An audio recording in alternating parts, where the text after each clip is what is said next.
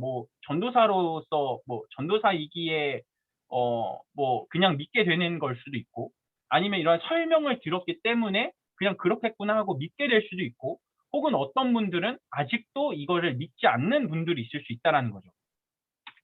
이렇게 우리는 세상 속에서 수많은 진실과 거짓들을 마주하며 살아가고 있습니다.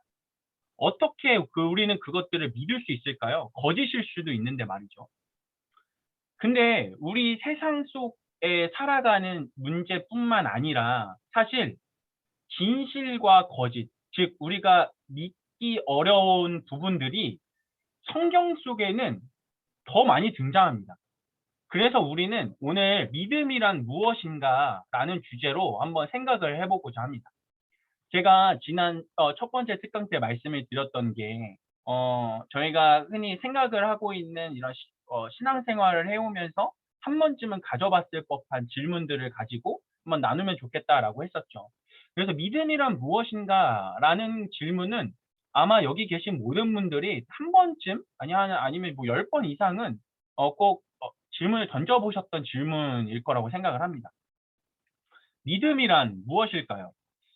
아까 말씀드린 대로 성경에는 수많은 진실과 거짓들, 사실 우리는 이미 그리스도인이기에 이것이 다 진실이라고 이미 믿고 있는 사람들인데 비기독교인들한테 있어서 이 성경은 거짓이라고 믿어지는 책일 수도 있는 거죠. 그래서 이 성경 속에서 사실은 믿기 힘든 다양한 많은 일들이 등장합니다. 한번 살펴볼까요? 구약에서는요, 사실 처음부터 굉장히 믿기 어렵습니다.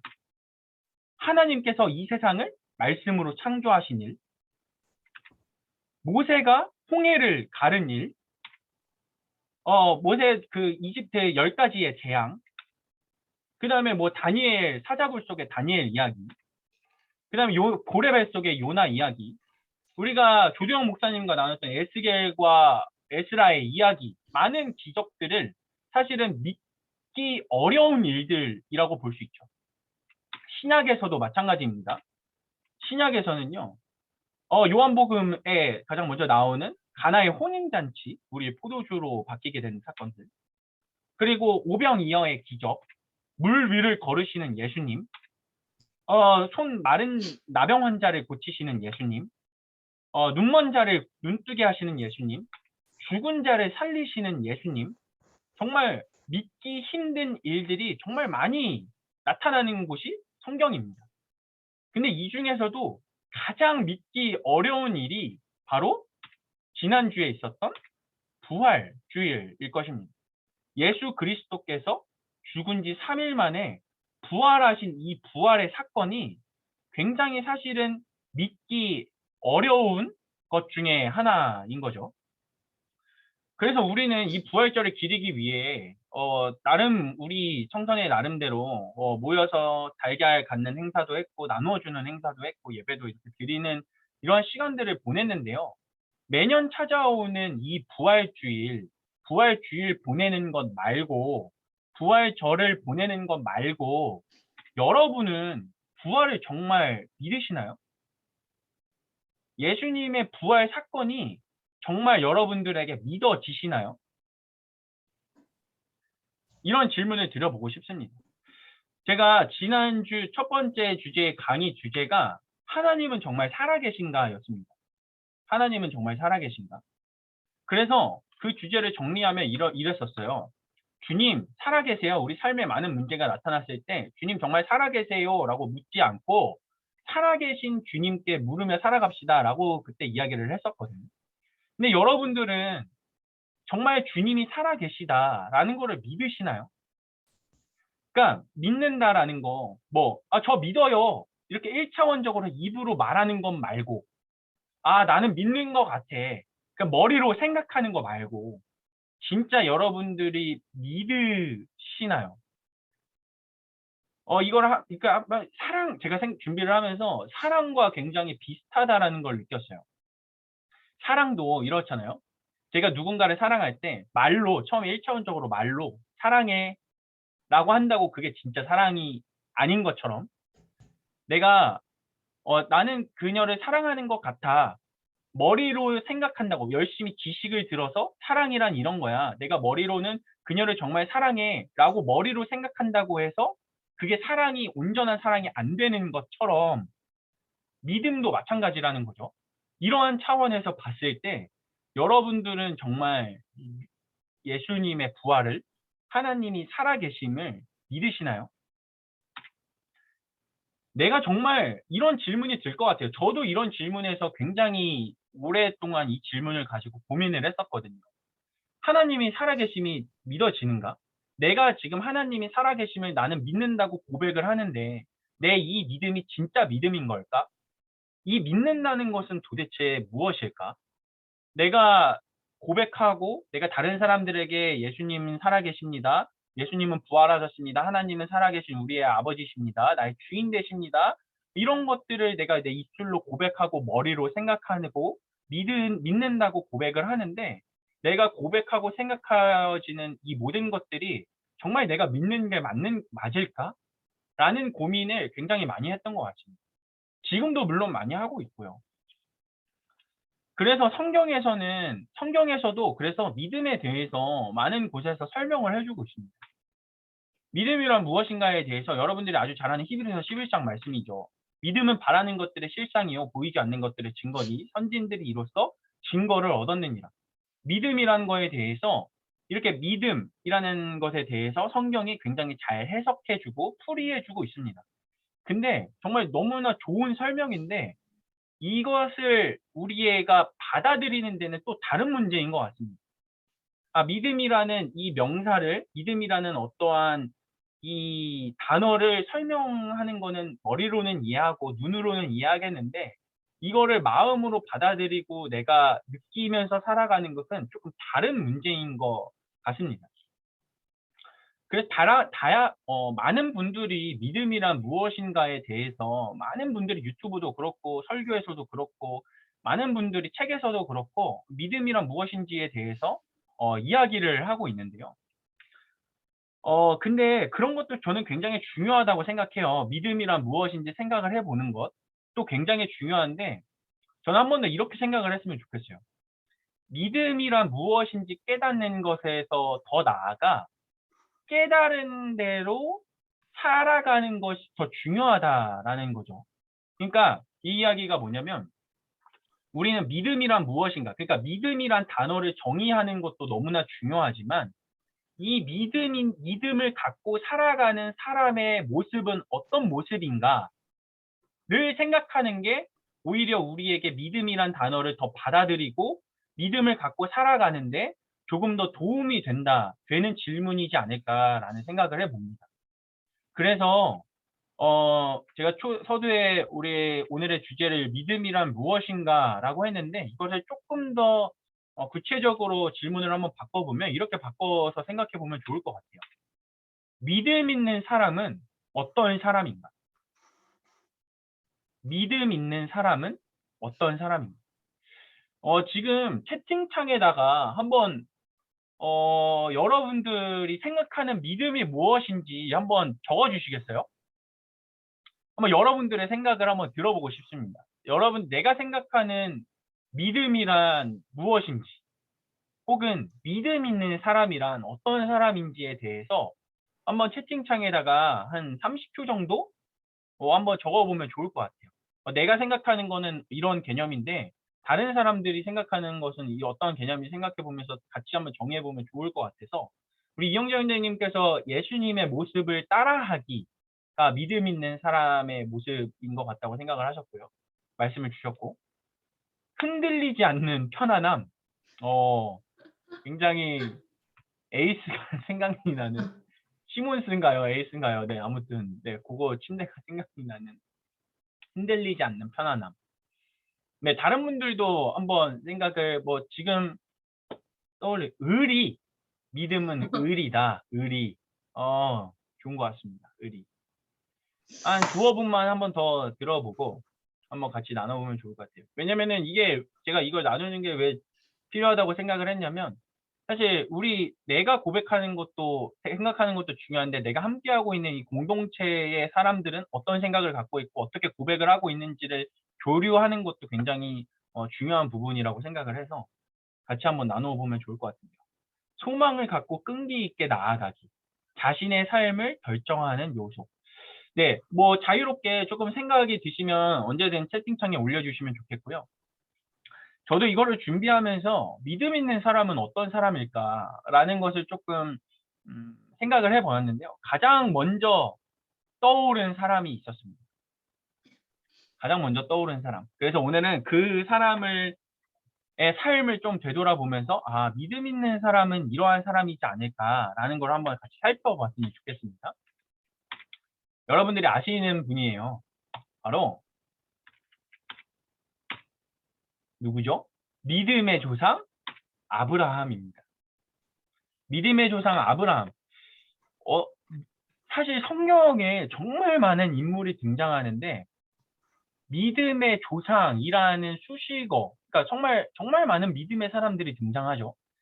어찌되었건 믿음이 있었기 때문에 성경에 등장할 수 있었다고 생각해요. 성경에 기록되어진 이유도 그 시대에 나름의 믿음을 갖고 있으니까 그 성경 속에 기록이 된 거일 텐데 그 중에서도 믿음의 조상, 믿음의 사람이라고 일컬음을 받는 이 아브라함은 도대체 어떤 믿음을 가지고 있었길래 어떤 믿음을 갖고 살아가는 사람이었길래 그러한 별명을 받을 수 있었는지에 대해서 한번 살펴보길 원합니다. 우리가 첫 번째로 이 믿음의 사람 아브라함은요, 귀담아 듣는 사람이었습니다. 즉, 믿음 있는 사람은 귀담아 듣는 사람입니다. 창세기 12장 1절 말씀을 제가 한번 잠깐 읽어드릴게요. 여호와께서 아브라함에게 이르시되 너는 너의 고향과 친척과 아버지의 집을 떠나 내가 내게 보여줄 땅으로 가라. 내가 너로 큰 민족을 이루고 내게 복을 주어 내 이름을 창대하게 하리니 너는 복이 될지라. 너를 축복하는 자에게는 내가 복을 내리고 너를 저주하는 자에게는 내가 저주하리니 땅의 모든 족속이 너로 말미암아 복을 얻을 것이라 하신지라. 아멘. 우리가 굉장히 잘 아는 하나님께서 아브라함을 부르실 때 하신 말씀입니다. 그런데 이렇게 생각할 수 있어요. 사람들이 그러니까 창세기 12장 1절에 하나님께서 여호와께서 아브라함에게 이르시되 하나님께서 아브라함한테 말씀하신 겁니다. 그리고 그거를 듣는 거죠. 근데 이러한 질문에서 여러 질문을 던질 수 있어요. 아니, 전도사님, 그때는 하나님이 직접 나타나실 때 아닙니까? 하나님이 직접 음성으로 귀에다 들려주시지 않습니까? 그러니까 당연히 그것을 귀담아 들 수 있죠. 근데 지금 살아가는 이 시대 속에서는 하나님이 눈앞에 보이지도 않고 귀로 들리지도 않으니 어떻게 우리가 그 하나님의 말씀을 구별하여서 귀담아 들을 수 있습니까? 라는 질문을 충분히 할 수 있을 거라고 생각할 수 있습니다. 그런데요, 저도 이러한 고민을 했었는데요. 근데 이러한 고민을 하는 제 자신을 깨우친 생각이 하나 있었습니다. 너무 하나님을 제한해 버리는 제 모습을 보게 되었습니다. 그러니까 하나님은 그 당시에만 말씀하시는 하나님, 성경 속에서 나오는 인물들한테만 말씀하시는 하나님으로 제한시켜 버리면 너무 쪼잔한 하나님이 되지 않습니까? 그러니까 성경 속에서 나오는 인물들한테만 말씀하시는 하나님이 아니라 지금을 살아가고 있는 우리들에게도 여전히 말씀하시는 하나님이 될 때 진짜 우리가 고백하는 하나님이시지 않을까라는 생각을 해봅니다. 그래서 한 가지 권고를 드리옵기는 하나님을 너무 그렇게 쪼잔한 분으로 만들지 않았으면 좋겠어요. 여러분들 하나님께서는 아브라함에게 말씀하신 것처럼 또 모세에게 말씀하신 것처럼 이삭과 야곱과 요셉과 많은 인물들에게 말씀하신 것처럼 지금을 살아가는 우리들에게도 여전히 말씀하고 계신다라는 것을 기억해 주셨으면 좋을 것 같습니다. 그러면은 이런 질문이 또 생기죠. 그러면은 지금은 어떻게 말씀을 하시나요? 근데 너무나 간단합니다. 하나님께서는 지금을 살아가는 우리에게 가장 먼저 성경이죠. 성경 말씀을 통해서 말씀하고 계시고요. 선포되어지는 말씀, 설교를 통해서 말씀하여 주시고, 우리가 기도를 할 때 어떠한 말씀을 하여 주시고, 또 찬양을 할 때 이러한 다양한 방법들을 통하여서 우리에게 주시는 말씀과 음성과 생각들이 분명히 있다라는 거죠. 그래서 우리가 왜냐하면 이런 거를 봤을 때 이제 믿음 있는 사람은 귀담아 듣는 사람이라고 했습니다.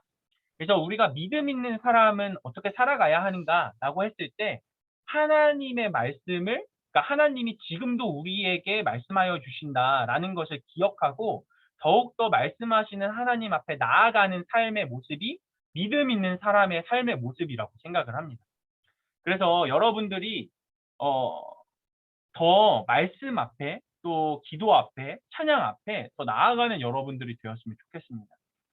왜냐하면 아무리 얘기해줘도 이건 나하고 상관없는 얘기야. 성경 속에 그런 이야기들, 예수님이 부활하신 얘기들 아무리 들어도 난 한 귀로 듣고 한 귀로 흘리면 끝이야 라고 하는 사람들이 세상에 너무나 많기 때문이죠. 그래서 나는 믿음 있는 사람이 되고 싶어.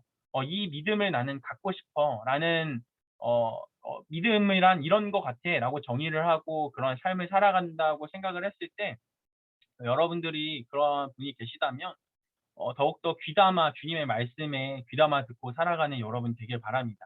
그래서 성경에서는 다음과 같이 이야기를 하고 있습니다. 그러므로 믿음은 들음에서 나며 들음은 그리스도의 말씀으로 말미암았느니라. 로마서 10장 17절 말씀입니다. 두 번째로 우리 믿음의 사람 아브라함에게서 볼 수 있는 믿음 있는 사람의 모습은 어떤 사람이냐면 움직이는 사람입니다. 처음에는 말씀을 듣는 사람이었다면 두 번째는 움직이는 사람입니다. 창세기 12장 4절이네요. 3절이 아니고 4절인데요. 4절 말씀을 제가 읽어볼게요. 이에 아브라함이 여호와의 말씀을 따라갔고 롯도 그와 함께 갔으며 아브라함이 하란을 떠날 때에 75세였더라. 저는 사실 이 부분이 굉장히 우리와 굉장히 맞다, 우리의 삶과 굉장히 비슷하다고 생각이 들었습니다.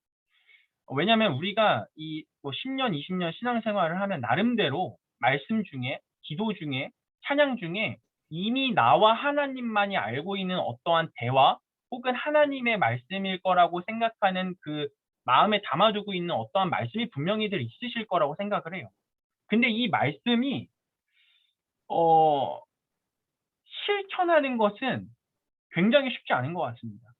그러니까 말씀을 듣는 것과 이것을 행동으로 옮기는 것은 굉장히 다른 문제라고 보여진다는 거죠. 말씀을 듣게 되면 가장 먼저 나오는 반응이 주저함, 머뭇거림인 것 같아요. 이게 정말 다양한 이유가 있겠죠. 이게 부담이 되어서, 아니면 이게 정말 하나님의 말씀일까? 하나님의 말씀, 아니면은 내가 혼자 착각하는 건 아닐까? 아니면 의심이 돼서, 아니면 이 말씀은 내가 너무 지금 부담스러운데, 지금 이 말씀대로 살아가는 건 내 삶의 상황과는 너무 안 맞는 것 같은데, 다양한 이유, 그러니까 즉 핑계를 대면서 실천으로 옮기지 않는, 주저하게 되는 우리의 모습을 보게 됩니다. 예를 들어 이런 거죠. 성경의 말씀에 누구를 사랑해라, 누구를 용서해라, 어딘가를 그곳을 떠나서 이렇게 살아라, 이러한 경건한 삶을 살아라, 아니면 누군가를 먼저 도와라, 아니면 먼저 움직여라. 다양한 각자의 삶의 자리마다 하나님께서 말씀을 통하여서, 기도를 통하여서, 찬양을 통하여서 우리에게 주신 말씀이 있는데, 이것을 삶으로 실천해 나가는 것이 주저하게 된다라는 거죠. 이게 내 뜻은 아닐까, 내 생각은 아닐까 의심하면서 말이죠. 변명을 되는 거죠. 근데 믿음 있는 사람 아브람은 달랐습니다. 움직였다라는 거죠. 이에 아브람이 여호와의 말씀을 따라갔고 라고 기록을 하고 있습니다.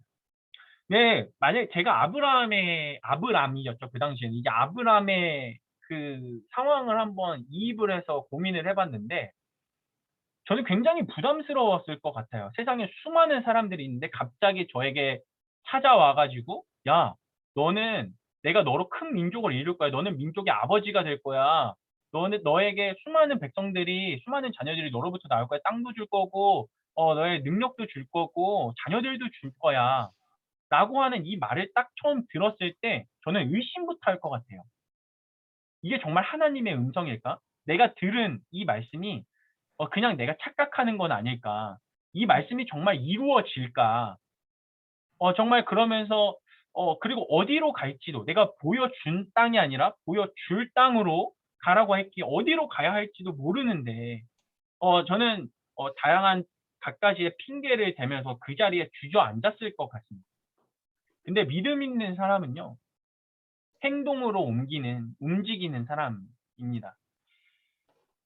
사실 현실과 동떨어져 있는 이상이기에 지금 당장 현실로 옮기는 것에는 굉장히 어려움이 있는 것 같습니다.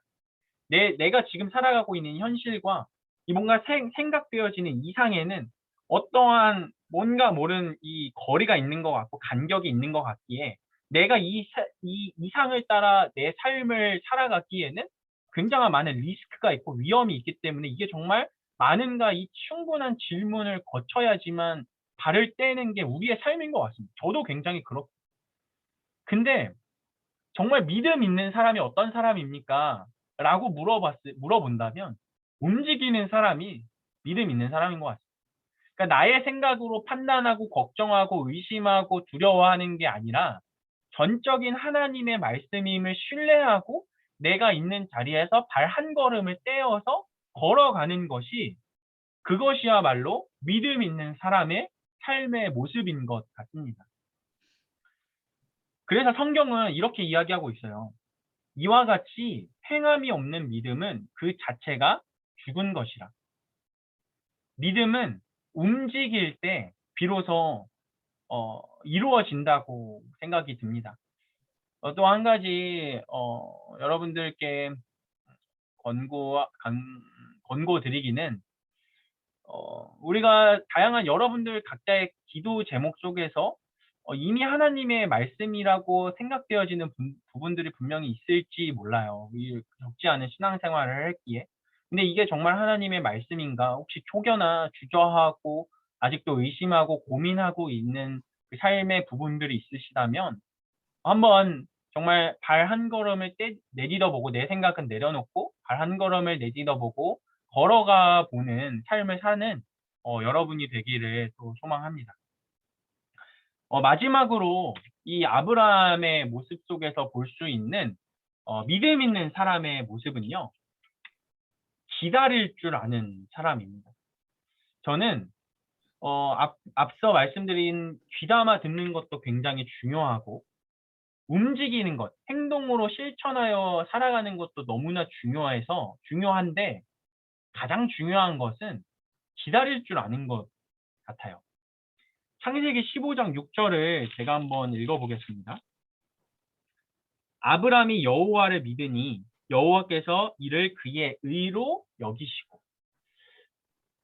여러분들이 잘 아시다시피 하나님께서 아브라함에게 약속을 처음 하신 날이 아브라함이 75세였습니다. 근데 이삭을 낳은 나이가 100세였습니다. 그러니까 하나님이 직접 찾아와서 너 이렇게 해줄 거야 라고 하나님이 직접 음성을 들려주셨는데 그 말씀이 이루어진 것은 25년 후였습니다. 이게 저는 굉장히 우리가 가져야 할 가장 중요한 믿음의 모습이 아닐까라고 생각이 드는데요. 하나님께서 직접 말씀하셨으면 사실 지금 당장 이루어져야 한다고 생각을 하잖아요. 아니면은 지금 당장 이루어지진 않더라도 뭔가 변화되어 가는 모습이라도 보여야 할 것 같아요. 근데 여러분들이 아시다시피 아브라함의 모습은 전혀 그렇지 않았습니다. 99세 때까지 아무런 징조가 없었습니다. 아내 사라는 이 아이를 가질 수 있는 몸의 그 상태가 아니었다라는 거죠. 그러면 하나님께서 말씀하신 거는 도대체 뭐지? 나는 그 말씀 가지고 나름대로 실천하면서 따라갔는데 왜 안 이루어지지? 하면서 오는 그 질문과 허탈감과 의심과 짜증과 불평과 불만은 이루 말할 수 없을 거라고 생각이 듭니다. 이거는 우리의 삶도 굉장히 마찬가지인 것 같아요. 하나님 분명히 그때 저에게 이렇게 말씀해 주셨잖아요. 이렇게 하라고 말씀해 주셔서 저는 굉장히 쉽지 않지만 나름의 이러한 결단을 하고 이렇게 움직였는데 왜 이게 이루어지지 않습니까? 그게 정말 하나님께서 말씀하신 게 아니었나요? 저 혼자만의 착각이었나요? 하나님이 정말 살아계신 거 맞나요? 왜 이렇게 저를 힘들게 하시나요? 근데 하나님은 항상 이런 식으로 일을 하십니다. 광야 생활도 마찬가지였죠. 모세를 통해서 애굽 백성들을 애굽으로부터 인도하여 낸 것이 광야 생활이 40년이라는 시간이었습니다. 이렇게 사실 우리의 삶 속에서 봤을 때 굉장히 의심할 수밖에 없는 상황인 것 같아요. 변화라도 보이면 다행인데 그대로인 삶의 모습을 하루하루를 살아갈 때면 정말 우리 마음속에서는 한숨밖에 안 나오고 그나마 믿음이라고 생각했던 그 작은 것조차 없어지게 되고 희미해져 버리게 되는 우리의 연약한 삶의 모습들이 나타난다라는 거죠. 그래서 수많은 원망과 질문이 생기게 됩니다. 근데 믿음 있는 사람은 끝까지 기다릴 줄 아는 사람입니다. 이러면서 저도 한번 생각을 해봤어요.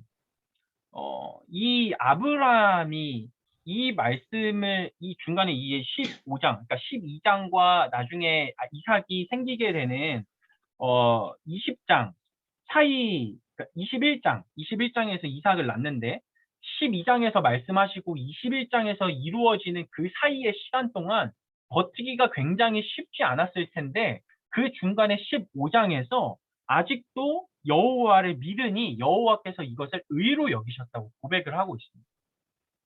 그러니까 그 과정 속에서도 아브라함은 25년이라는 그 시간 동안 믿음을 잃지 않고 기다렸다는 거죠. 그 믿음을 잃지 않는 게 기다림이라는 그 삶의 모습으로 나타났다라는 것입니다. 예를 들어서 데이트를 할 때도 마찬가지인 것 같아요. 제가 누군가와 뭐 연인과 친구들과 이렇게 약속 시간에서 예를 들어 9시에 우리 만나자라고 했는데 9시에 안 오고 뭐 9시 10분, 9시 20분, 9시 30분이 되도록 안 오면 사실은 떠나가게 되는데 그 속에서도 기다릴 수 있는 이유는 그 사람이 언젠가는 올 거라는 믿음이 있기 때문에 그 자리에서 기다릴 수 있다라는 거죠. 이 사람은 약속한 시간이 무슨 일이 있을 거야. 지금 잠깐 무슨 일이 있겠지라고 그것을 믿기 때문에 지금 있는 그 시간을 기다릴 수 있다라는 것처럼 사실 하나님과의 관계 속에서 하나님이 나와의 이러한 말씀과 언약과 계획과 삶의 인도하심 속에서 하나님께서는 분명히 말씀하시고 우리를 인도해 가신다. 그리고 그것을 우리는 하나님의 때를 기다릴 줄 아는 사람이 믿음 있는 사람의 삶의 모습이다. 라고 이야기를 할 수 있습니다. 그래서 성경은 또 이렇게 이야기합니다. 시편 27편 14절 말씀인데요. 다윗의 시입니다. 너는 여호와를 기다릴지어다. 강하고 담대하며 여호와를 기다릴지어다. 사실 제가 오늘 말씀드리고 싶은 것은 믿음이란 무엇인지 정의하는 것도 굉장히 중요하지만 앞서 이야기 드린 대로 믿음이란 것을 정의하는 것 아무리 정의를 잘 하더라도 그 정의한 대로 살아가지 않으면 사실은 이게 온전한 믿음이 완성이 되지 않는다고 생각을 했어요. 그래서 믿음이란 정의는 계속해서 우리가 질문하면서 나아가되 믿음 있는 사람의 삶의 모습은 어떠한 삶의 모습인지를 아브라함이라는 인물을 통해서 한번 살펴보았습니다. 그래서 이것을 정리하면 다음과 같아요. 먼저 믿음 있는 사람은 귀담아 듣는 사람이고요. 믿음 있는 사람은 움직이는 사람이고 믿음 있는 사람은 기다릴 줄 아는 사람입니다. 그래서 이것에 대하여 한 문장으로 정리한 성경 말씀이 있는데 이것을 보면서 오늘 정리했으면 좋겠습니다.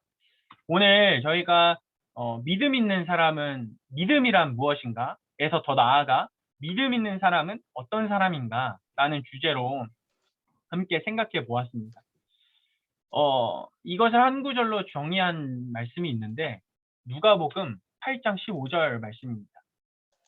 좋은 땅에 있다는 것은 착하고 좋은 마음으로 말씀을 듣고 지키어 인내로 결실하는 자니라. 누가복음 8장 15절 말씀인데요. 이게 4가지 땅에 떨어진 시의 비유에 가장 마지막에 나오는 말씀이에요. 좋은 땅에 이제 가시덩굴에도 되고 돌밭에도 떨어지고 다양한 곳에 떨어졌는데 잘 심겨진 이 씨앗에 관한 말씀인데 좋은 땅에 있다는 것은 착하고 좋은 마음으로 첫 번째 말씀을 잘 듣고 두 번째 말씀을 잘 지키고 그러니까 행하는 거죠. 세 번째 인내로 기다릴 줄 아는 것이 그대로 결실하는 자가 좋은 땅에 심겨진 씨앗과 같다라는 말씀입니다. 그래서 오늘 이렇게 믿음 있는 사람은 어떤 사람인지 아브라함의 모습을 통해서 같이 살펴보았는데요. 이러한 질문이 여러분들 삶 속에서 계속해서 이어져 갔으면 좋겠어요. 사실은 이 3가지가 믿음 있는 사람의 모습의 전부는 아니라고 생각을 해요. 그리고 이거는 제가 어디까지나 제가 생각한 또 모습이기에 여러분들의 삶 속에서 믿음 있는 사람의 모습은 이런 삶의 모습인 것 같아. 믿음 있는 사람의 모습은 이런 모습인 것 같아. 라는 것을 계속해서 생각해 나가시고 또 이것을 계속해서 실천으로 옮겨 나가는 여러분들이 되기를 바랍니다.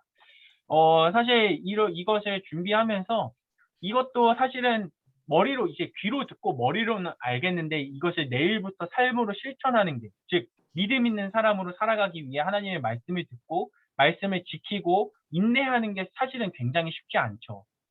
근데 그렇다고 해도 계속해서 나는 부족하지만 그럼에도 다시 한번 되돌아서고 다시 한번 돌아서고 다시 한번 주님을 바라보는 우리의 그 삶의 모습을 통해서 하나님은 기뻐하시고 또 위로하시고 함께하여 주실 거라 저는 생각합니다. 그래서 아브라함 이후에 많은 수많은 성경 속의 인물들이 믿음의 조상이라는 단어를 믿음의 사람이라는 단어가 잘 안 붙게 되었는데 감히 소망하옵기는 우리 청선의 모든 분들이 이러한 아브라함과 같은 믿음 혹은 아브라함을 더 뛰어넘는 그러한 믿음의 사람들이 우리 모두가 되기를 간절히 또 소망합니다. 네, 제가 준비한 시간은 여기까지였고요. 기도 제목을 함께 나누었으면 좋겠습니다. 먼저 기도할 때 우리 자신을 좀 되돌아보았으면 좋겠습니다. 주님, 믿음 없음을 용서하여 주옵소서. 주님 말씀을 듣고 지키어 인내할 줄 아는 믿음의 사람 되게 하여 주옵소서. 이러한 기도 제목으로 함께 이 시간 같이 기도했으면 좋겠습니다. 잠시 기도하겠습니다. 사랑의 아버지 하나님, 감사합니다. 주님의 시간 함께 드렸습니다. 주님 믿음이라 무엇인지 봅니다. 정리를 못하겠습니다. 믿음 있는 사람은 어떤 사람인가 생각합니다. 주님, 믿음의 사람하고는 얘기할 수 있습니다. 주님 말씀을 귀담아 듣고 그 말씀을 지키며 말씀이 이루어질 때까지 기다리는 사람이 믿음이 있는 사람이 되시는 것 같습니다. 주님, 우리가 이것을 삶을 실천하고자 합니다. 주님, 그러나 우리는 이것을 삶을 실천하는 것이 참 부족합니다. 그런데 주님, 다시 한번 내리고자 하오니 우리에게 능력과 힘을 주셔서 믿음 없는 자 되지 않게 하시고 믿음 있는 사람으로서 하루하루 살아갈 수 있도록 주님 함께하여 주옵소서. 사랑의 아버지 하나님, 참 감사합니다. 오늘도 우리에게 이 귀한 하루를 허락하여 주시고 이 시간을 통하여서 믿음이란 무엇인지, 믿음 있는 사람은 어떤 사람인지 함께 고민해 볼 수 있는 시간 허락하여 주시니 감사합니다. 주님, 간구하옵기는 믿음 없는 우리를 불쌍히 여겨 주시길 원합니다. 나름대로 오랜 시간 동안 신앙생활을 하고 기독교인으로 살아간다고 했는데 삶의 많은 문제들 속에서 믿음이 없는 내 자신을 되돌아볼 때가 참 많이 있는 것 같습니다. 주님, 믿음 없음을 불쌍히 여겨주셔서 우리에게 아브라함과 같은 그러한 믿음을 허락하여 주옵소서. 주님, 믿음이 있는 사람은 어떤 사람인지 아브라함의 모습을 통하여 한번 살펴보았습니다. 하나님의 말씀을 귀담아 듣고 들은 말씀을 따라 움직이며 행동하고 그 말씀이 이루어질 때까지 기다릴 줄 아는 사람이 믿음 있는 사람의 모습임을 또 보았습니다. 주님, 이것을 우리가 실천하고자 하는데 우리의 힘으로 하는 것이 참 어렵습니다. 그러니 주님, 불쌍한 우리를 부족한 우리를 불쌍히 여겨주셔서 함께하여 주셔서 우리가 믿음 있는 사람으로 살아가는데 부족함 없도록 날마다 믿음의 믿음을 더하여 주옵소서. 그리하여서 아브라함과 같은, 아니 아브라함보다 더 큰 믿음이 우리 가운데, 우리 정선의 모든 사람들 가운데 함께하여 줄 수 있도록 주님 동행하여 주옵소서. 이 시간 가운데 함께하지 못한 많은 지체들이 있사오니 기억하여 주시고 그들에게도 동일한 은혜 허락하여 주옵소서. 뒤에 있을 모임 가운데도 함께하여 주시길 원하며 모든 말씀 예수님의 이름으로 기도합니다. 아멘. 네.